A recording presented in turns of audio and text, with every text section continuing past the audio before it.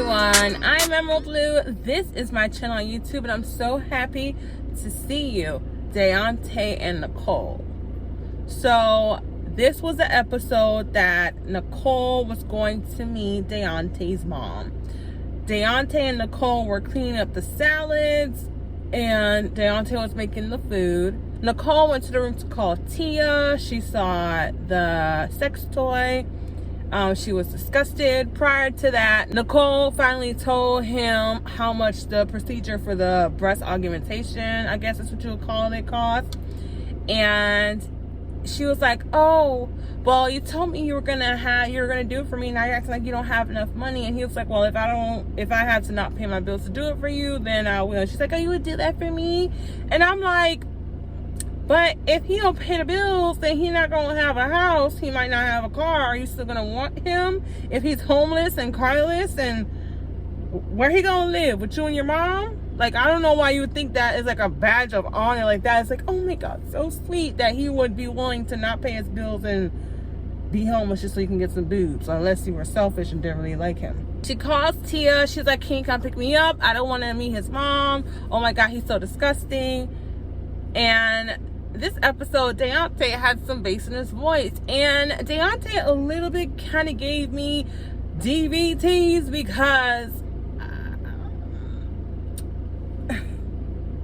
okay, that whole my house, my phone that I pay for, my money, but then all of a sudden he's like, but how can we make this work? Like, what are you talking about? You're scaring me. You seem unstable. Do you want to be mad or do you not want to be mad? Because you're making my feelings go all over the place because I'm yelling back at you, and then it's like, and actually there was a point, if I'm correct, where Nicole was like putting her finger in his face and he's like, get your finger out of my face. And I was like, security, because I'm not saying he was going to hit Nicole, but I kind of was feeling like, whew. Just like from last episode when I told y'all when they were outside that the way he was yelling at Nicole, I was kind of like, oh no, they're going to see this black man and this white woman and he's getting loud with her and they're going to think something's wrong. But I guess something was wrong because nobody jumped in. We see his mom come over. Nicole's like, oh, I love your son. I'm here for a long time and I feel like you guys are comparing me to the other girl from before and that's not me. And Deontay, here he comes talking about, mama, this is a woman I love, and if you can't accept her, then you can't accept me. She said, boy, get your ass out of here, man. Shut your dumb ass up. Man, whatever. His mom finds out, of course, because something's wrong with Deontay, because he goes from defending Nicole and being like, this is a woman I love, and if you ain't gonna accept her, you ain't gonna accept me. And then he be like, but she ain't giving me no play, and ever since you got out, I've been sleeping in this house alone every night. And it's like, she haven't slept over now once? Did she sleep over last episode? But I guess she wasn't sleeping in his room. So he been sleeping by himself. Technically, like, she's not in the room, you know? And so I was like, man, that's some bull. That's bull. You trying to tell me y'all ain't smashed? It's been 4 years since you slept with a man and you ain't smashed my son. Now, I know she called her a blonde bimbo. And it's like, I know you a blonde bimbo, but you ain't smashing. The whole thing is kind of like, Nicole feels like they're judging her. I don't know how Deontay feels in this moment, but the mom was like, man, get out of here with that BS. So I guess his mom leaves and he goes to drop Nicole home. And when he drops Nicole, she's like, oh, you don't have to walk me to the door. That her mom said when they get to the house, the dogs bark and then they wake up the mom. So she tells Deontay, you can drop me off. I'm just going to walk to the door. So Deontay was like, this is a little weird because it's not how I usually go. You know, I normally walk up to the door. So I shouldn't want me to walk her to the door today. So he drops her off, then he busts a U-turn, he parks somewhere, and he turns off the lights. And here comes a car that pulls up. When the car pulled up, I thought it was an Uber. Because I thought Nicole was getting to the back seat. And that's what I thought when this episode ended. I really thought it was a car that came to pick her up to go see Tia or to go see Zach. So that's Nicole and Deontay. Then we get to Lisa and Stan. So Lisa and Stan are at the restaurant still, right? So he's like, let's get out of here. I want to make a love to you. I want to make sweet love to your body, baby. And she's like, yeah, because as long as we could talk, you know, as long as we could talk. He's like, yeah, baby, we could talk after I make a love to your body and I touch up on you. Come on now, let's go. And she's like, yeah, because there's some things we need to talk about. I'm like, girl, what? Girl, either y'all gonna talk at the restaurant, because if the man say he want to smash, he want to make love, and you want to talk, I guarantee it's not gonna work out. He gonna be talking to you while he's taking off your clothes, and you know how it goes. When they want to get in them pants, they gonna say everything that you want to hear. Yes, baby, whatever you want. You want money? All right, cool. I ain't got no problem with that. Okay, you want me to jump off a bridge, baby? I ain't got no problem as long as you let me touch on that body. And then after that happens, they're like, I said that. I said that. You sure I said that? Then they're in the car driving to his house.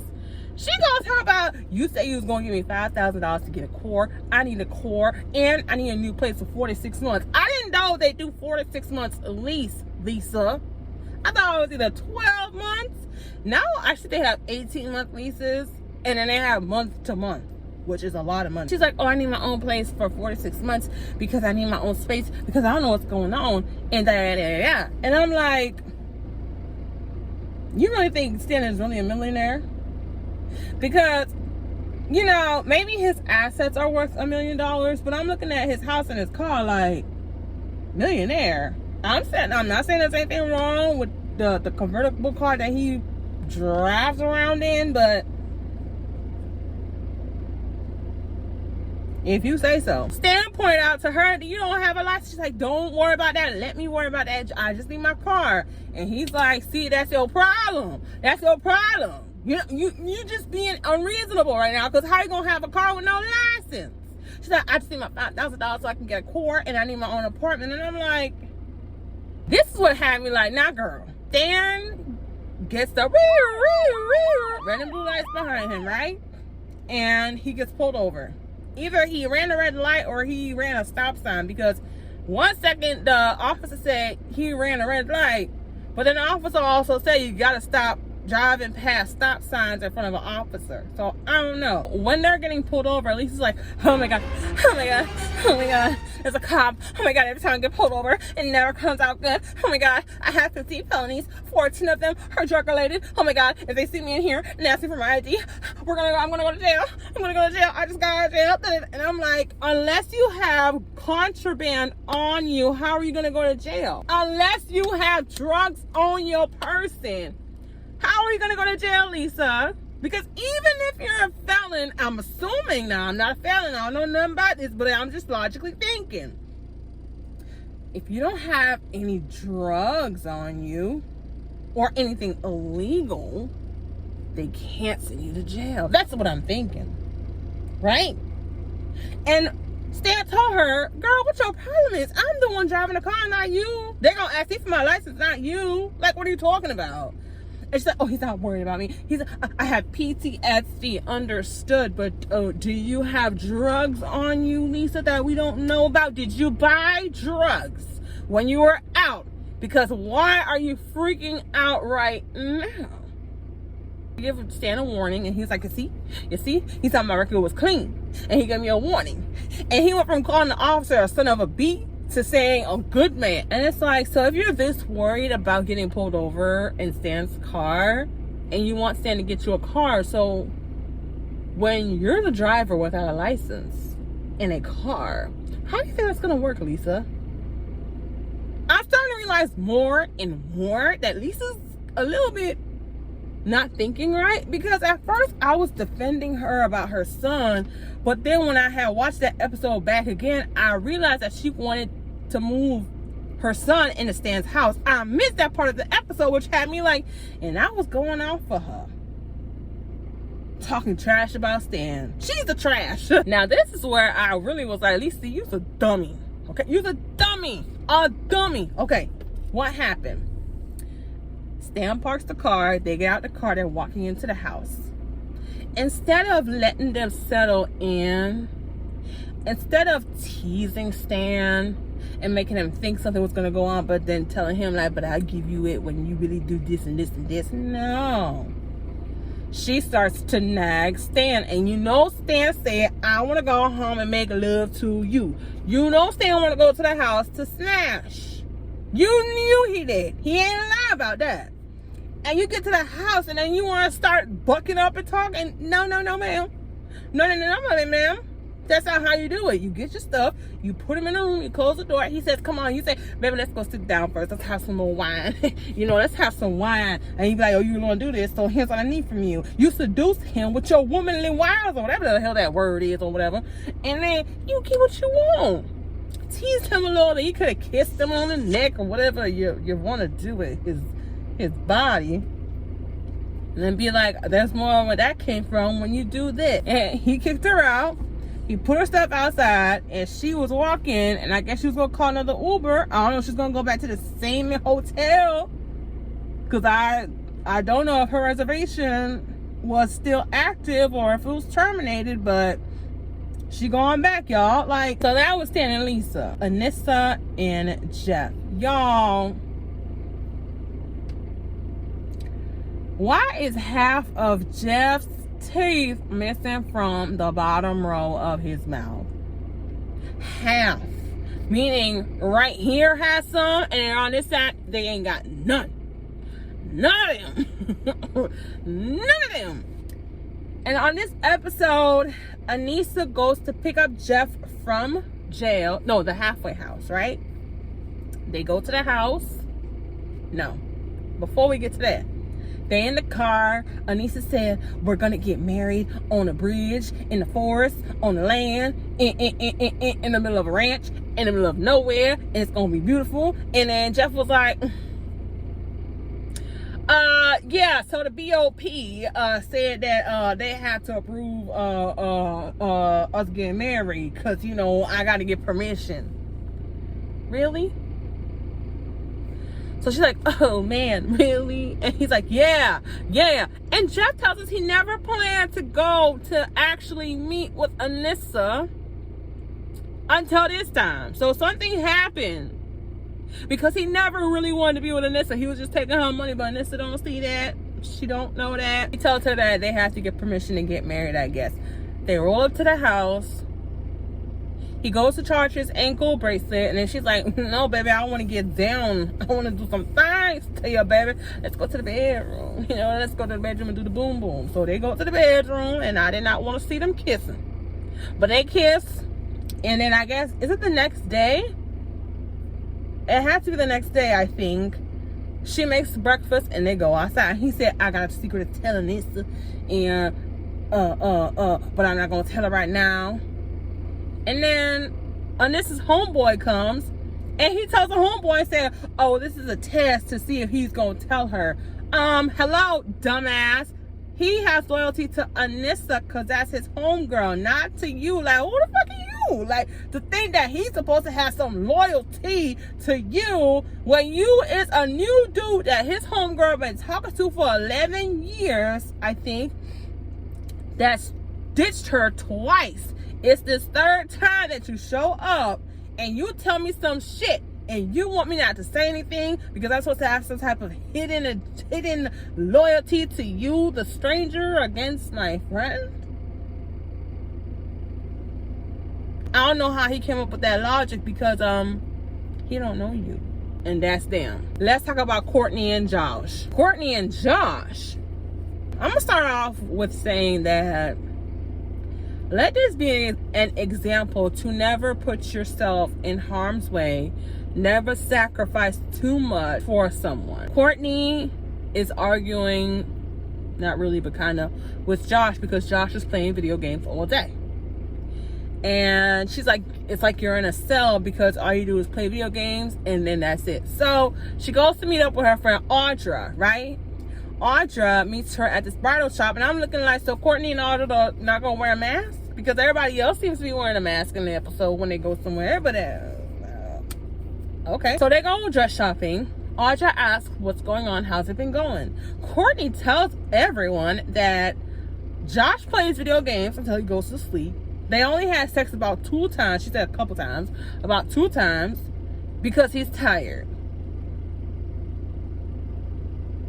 She said he's not affectionate, and we know he about to leave the house. So he's been there for 10 days. That's 4 days left. Oh no. And she's just shopping, and she's on probation for 3 years. So thing is this, right? Josh and Courtney can't live together, so They haven't told us where Josh is gonna live yet, but I'm pretty sure they could spend time with one another at wherever he's at. I don't know the conditions. She hasn't explained all of that to us, but they only can be together for these 14 days of quarantine. Then he has to go somewhere else. During this time, he hasn't been very affectionate. He hasn't been sleeping with her that much, and she feels neglected and like unappreciated. And the thing about it is, this is gonna be crazy if it don't work out. She was looking for dresses. She really couldn't find one that she liked, but she's hoping that Josh will prove himself to her so they can get married or something like that, right? I think that was it for this episode. Ray and Brittany and the grandma is there, but the thing that bothers me about Ray's grandmother is she's trying to make it seem like something is wrong with Brittany. And of course, the fact that somebody is dating an inmate is kind of weird, but I don't like the way and the implication and the way she's talking towards Brittany, because your grandson is a criminal. He went to jail. He's the one who people need to be worried about, not Brittany. Brittany obviously rolled up with a rental for all y'all asses to hop into to go see Ray. She made sure to put y'all included in it. And now she want to go pick up her boo, and now you want to be like, oh, I need to protect them. That's y'all problem. Y'all be overprotecting these men and not holding them accountable and responsible. While you over here worried about Brittany, you need to worry about him if he's doing the right thing and how he's going to get back on his feet over here judging Brittany. And it irritated me because Brittany is out. She has this nice-ass house. She has her nice-ass car. She obviously could take care of herself. She ain't no broke down chick. She don't live in no Section 8 trailer trash ass shit. She obviously is doing good for herself. She just lacking in either self-love, self-esteem, or in picking men, because for some reason she likes bad boys. And not only does she like bad boys, she likes jailbird bad boys.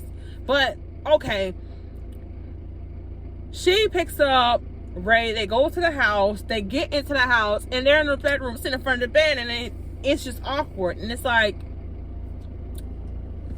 we're in the bedroom, like, sir, like, you just gonna stand there? You're not gonna bust a move? You're not gonna do nothing? So he's like, oh, let's go check out the kitchen. They go in the kitchen. I think they're eating strawberries and whipped cream, breakfast, I guess.